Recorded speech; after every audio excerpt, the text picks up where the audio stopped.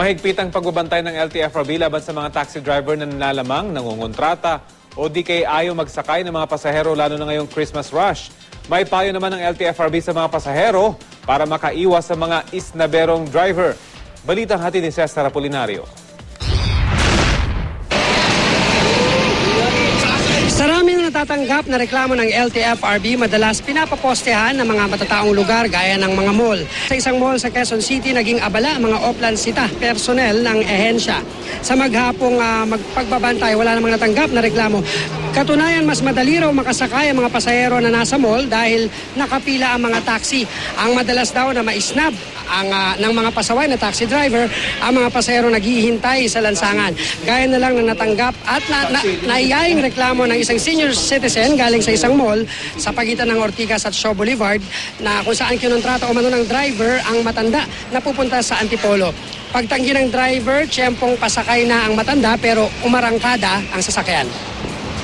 Meron kaming ready-made na affidavit kung saan pipirmahan ng pasahero.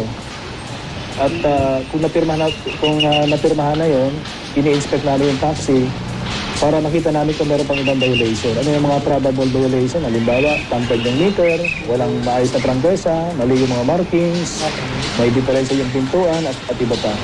Kung meron siyang additional na taxi, sa mga driver na mapapatunayang lumabag, may multang 2,000 piso sa unang offense, 3,000 naman sa pangalawang offense at 5,000 piso sa pangatlong offense.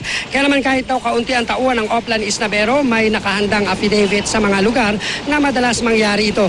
At desisyon ng board ng LTFRB kung tatanggalan ng prangkisa ang operator ng taxi sakaling lumampas sa 3 offense ang nagawa ng driver. Payo ng LTFRB, huwag mag-entertain ng tanong wala sa taxi driver kapag sasakay at sumakay agad at saka sabihin ang destinasyon at huwag ding makipagnegosasyon para maiwasan ang pagtatalo. Kung makakaranas naman ng pang-i-snab, kunin ang plate number ng taxi at kunin din ang case number nito. The best sana kung nasa mall din lang po kayo, sumakay kayo dun sa taxi line. Kasi merong gwardiya doon at nakapila po lahat. Yung pasahero nakapila, yung taxi nakapila. So very remote yung possibility na mag-refuse yung taxi driver. Cesar Apolinario, GMA News.